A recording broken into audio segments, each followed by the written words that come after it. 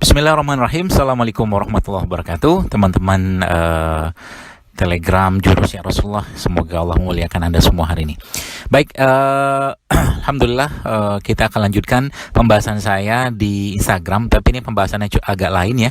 Jadi ini sengaja saya voice note supaya bisa Anda dengar dengan dengan lengkap. Ya, kalau di Instagram susah karena terbatas ya. Baik, bicara tentang enzim ya, saya kira mungkin teman-teman sudah pada menyimak tentang apa yang disampaikan saya di sana. Jadi enzim sendiri teman-teman merupakan katalisator yang dia sebenarnya nggak berubah dan atau tidak musnah secara spontan. Selain itu, memang enzim ini merupakan zat yang mempercepat aktivitas dan perubahan zat kimia lainnya. Jadi ada seorang dokter namanya Dr. Edward Howell, dia mengatakan atau mungkin dia sendiri adalah salah satu pelopor penelitian enzim di Amerika Serikat. Dia katakan ada zat banyak sekali yang digunakan untuk menjaga kehidupan. Ada karbohidrat, protein, dan lemak yang merupakan materi pembangun. Sedangkan kata beliau ya, enzim sendiri adalah kontraktor, artinya dia yang membawa atau memiliki materi tersebut dan membangun bangunan tubuh. Jadi enzim sendiri teman-teman sekarang berperan dalam menguraikan nutrisi dalam makanan yang kita makan dalam bentuk yang mudah dicerna. Jadi sebagus apapun makanan yang kita makan, jika tidak ada enzim maka makanan tersebut tidak bisa dicerna dan diserap tubuh. Itu sebabnya saya sampaikan jangan terlalu banyak makan makanan olahan ya, apalagi yang digoreng atau dibungkus ya, apalagi dikasih bahan adiktif. Nah, enzim sendiri menguraikan karbohidrat dan protein yang dikandung dalam makanan untuk kemudian menjadi glukosa dan asam amino agar dapat diserap tubuh dengan mudah dan dia diubah menjadi energi yang kita perlukan. Jadi kalau ada orang habis makan itu nggak berenergi, maka makanan itu sebenarnya sudah nggak ada energi lagi gitu lah. Mungkin karena banyak pengolahan atau mungkin bahan aditifnya atau enzim osi yang makan tadi itu sudah berkurang drastis, akhirnya tubuh mengistirahatkan seperti itu. Jadi tidak hanya itu saja ya, enzim sendiri adalah zat yang diperlukan untuk membuang ampas dan zat-zat yang tidak berguna dalam tubuh kita. Jadi singkat ceritanya, enzim itu sangat dibutuhkan untuk menjaga kelangsungan hidup dan kesehatan kita. Nah, selain itu enzim membantu ya meningkatkan fungsi kekebalan tubuh. Jadi fungsi sel-sel imun itu terbentuk oleh enzim yang terdapat di dalam sel imun itu sendiri, sehingga jika enzim imun menjadi aktif maka kekebalan tubuh akan meningkat. Jadi misalkan sel natural killer tuh, dia membuat lubang di membran sel kanker dengan enzim pengurai disebut dengan perforin. Melalui lubang tersebut, si enzim pengurai protein disebut dengan granzim itu dikeluarkan dan meleburkan sel kanker. Jadi orang yang mengkonsumsi enzim dalam jumlah yang cukup itu subhanallah tubuh itu kalau misalkan seseorang ada menderita kanker seperti itu, dia akan dihancurkan juga kalau dia mengkonsumsi makanan yang penuh enzim. Nah, ada seorang dokter di Korea dia mengatakan dia salah satu terapi dia itu dengan mengkonsumsi sayuran mentah selama 10 hari ya, sayuran organik seperti itu. Jadi itu ternyata enzim semua kan isinya.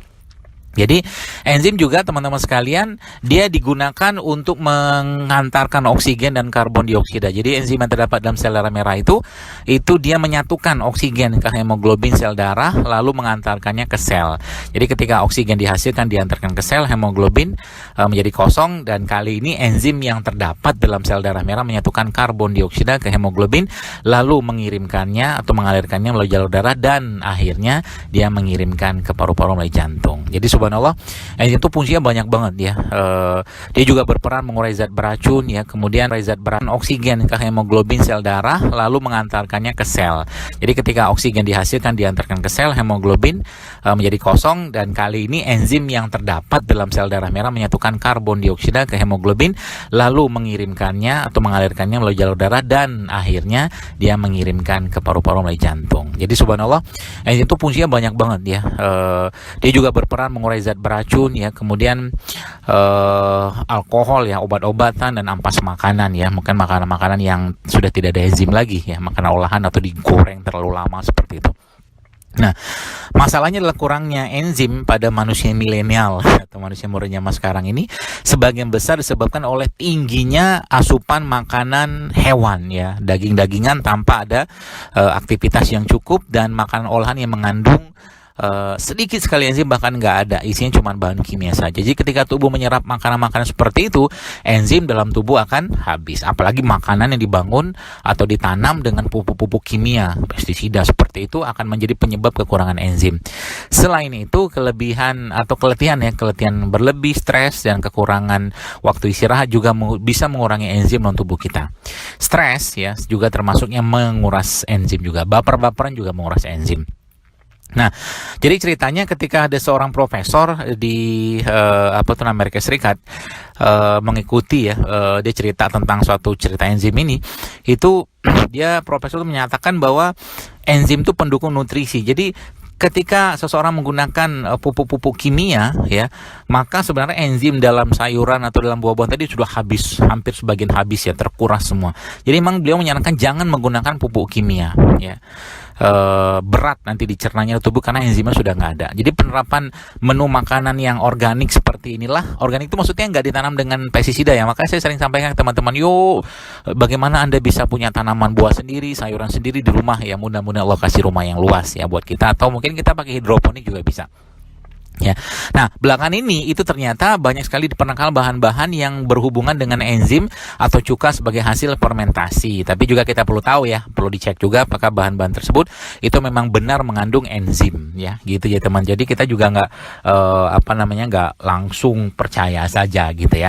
Nah, jadi singkat ceritanya, jadi kalau mungkin saya kasih kesimpulan, jadi enzim itulah katalisator yang tidak berubah dan musnah secara spontan. Dia zat yang mempercepat aktivitas dan perubahan kimia zat-zat lain. Semua reaksi kimia dalam tubuh itu berhubungan dengan enzim. Dia kontraktor yang memiliki materi karbohidrat, protein, lemak yang membangun bangunan dalam tubuh kita. Dia berperan dalam menguraikan nutrisi dalam makanan ke dalam bentuk yang lebih mudah dicerna. Dia menguraikan karbohidrat dan protein. Dia juga digunakan untuk membuang ampas dan zat yang tidak berguna dalam tubuh, membantu meningkatkan fungsi kekebalan tubuh, mengantarkan oksigen dan karbon dioksida, serta mengurai zat yang beracunnya. Pertanyaannya, bagaimana enzim itu bisa berkurang atau habis ya? Ternyata ketika seorang terlalu banyak mengkonsumsi makanan hewan ya, protein atau daging seperti itu, dan tidak ada balancingnya, itu enzim akan banyak terkuras. Dan ditambah lagi dengan makanan olahan yang penuh dengan aditif ya. Makanan olahan itu intinya makanan yang sudah diolah ya, apalagi dipanaskan berulang-ulang dalam kemasan seperti itu, udah nggak bagus lagi, atau enzimnya sudah habis atau sedikit sekali. Yang kedua, penyebab enzim kurang ini adalah makanan ditanam dengan pupuk kimia dan pestisida ya. Itu juga termasuk salah satu penyebab enzim yang kurang. Dan yang terakhir adalah keletihan yang berlebih, stres, serta kekurangan waktu istirahat. Itu salah satu penyebab enzim berkurang dalam tubuh kita.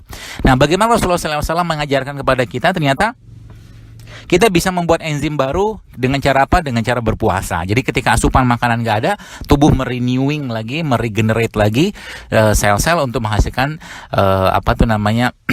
enzim yang baru. Apalagi Rasulullah mengajarkan untuk mengunyah makanan ya cukup lama. Dia mengatakan 30-40 kali seperti itu. Bahkan kalau lebih lama itu akan memperbanyak enzim dalam tubuh kita. Yang ketiga apa? Biasakanlah untuk sering-sering lapar. Jadi Rasulullah sendiri memang nggak pernah kenyang seumur hidupnya. Yang selanjutnya, makalah produk-produk yang masih mentah ya, dan tidak ada olahan ya, sayuran, buah-buahan seperti itu ya. Anda mulai biasakan di rumah, apalagi ketika Anda makan buah ya, Anda campur dengan madu, itu Masya Allah luar biasa, manfaatnya sangat-sangat besar dari sisi enzimnya ya. Kemudian makanan-makanan mentah yaitu banyak sekali enzim ya. Jadi teman-teman cobalah mulai biasakan untuk lebih banyak makan sayur, makan buah, dan produk lebah. Produk lebah itu sangat tinggi enzimnya, dan semua herbal juga ada mengandung enzim ya, di samping mineral-mineral yang bersifat basa dalam herbal ya seperti. Jadi ini salah satu cara kita untuk menghindari penyakit. Bahkan subhanallah, tadi mungkin saya jelaskan sedikit tentang bagaimana dahsyatnya enzim sendiri bisa menghalangi atau mencegah pertumbuhan sel kanker, bahkan bisa mematikan sel kanker dengan mengaktifkan sel imun dalam tubuh kita. Jadi mari kita biasakan untuk berperilaku sehat, khususnya mencontoh Rasulullah SAW yang kita cintai. Dan mudah-mudahan dengan ini semua kita semakin dekat dengan agama, dekat sunnah-sunnah Rasulullah, sehingga kita bisa jauh lebih sehat. Allahu a'lam bishawab. Subhanakallahumma bihamdik, asyhadu an la ilaha illa anta, astaghfiruka wa atubu ilaik. Assalamualaikum warahmatullahi wabarakatuh. Kalau Anda mau share voice note ini silakan saja, feel free ya, insyaallah. Hak cipta milik Allah.